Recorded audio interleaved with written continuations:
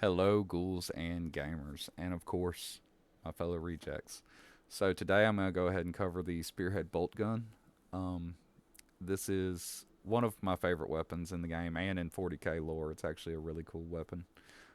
You ever shoot something, you wonder why it explodes into a mist. It's because bolt guns are essentially explosive rounds. Very cool gun, lots of flavor, lots of power. Uh, let's see here. The special action is a bash. The hip fire is a burst, and the ADS is a semi-automatic. It is a high damage piercing shots weapon, so it's a lot of damage, and it's going to help you with some of those armored targets. So let's go ahead and get in the old meat grinder, and I can show you some of the stuff about this gun. The old meat grinder. So first off, we're going to go over the bash.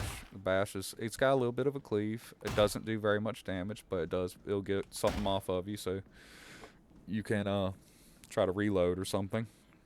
The hip fire, it says it's burst, but you can hold the button and get full auto out of it, which is a good feature. As you can tell, it's very jumpy, but it can be handy. You can also just do a little trigger squeeze and just get a 2-round burst out of it, which is also good. That's how I usually use it during wave clear.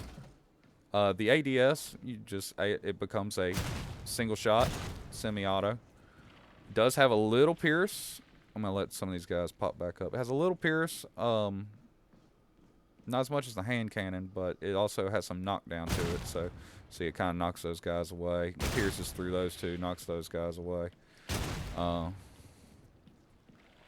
and get a couple more lined up here. Let's get 3. Let's see if he'll pierce through 3. So see, it won't. It kind of loses damage after a second target, but it still does a little stagger, and the damage output is high. Something a couple negatives I should point out is the weapon swap speed is slow. So if you're in the middle of cleaving, and then you pull this sucker out, see, I can't. I was holding the aim trigger the whole time I was pulling it out. So it takes a while before you can pull it up and actually fire. So sometimes that'll kind of mess you up if there's a guy trying to get around a corner. Also, when you're trying to shoot a guy from a long distance, this ADS does have a little sway to it, as you can tell.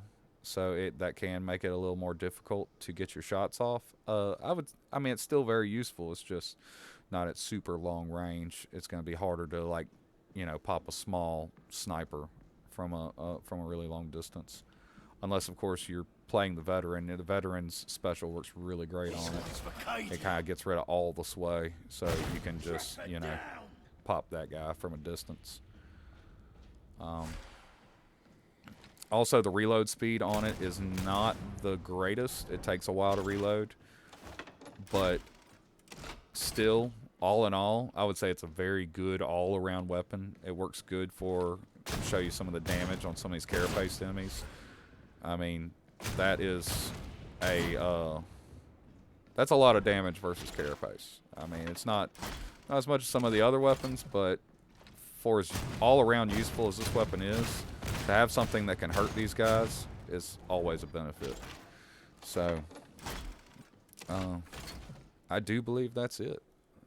Thank you very much for tuning in, and if you need a good all-around gun, you're not sure which one to start off with, maybe start off with the bolt gun. It could be the right one for you. Y'all have a great day. Stay swampy.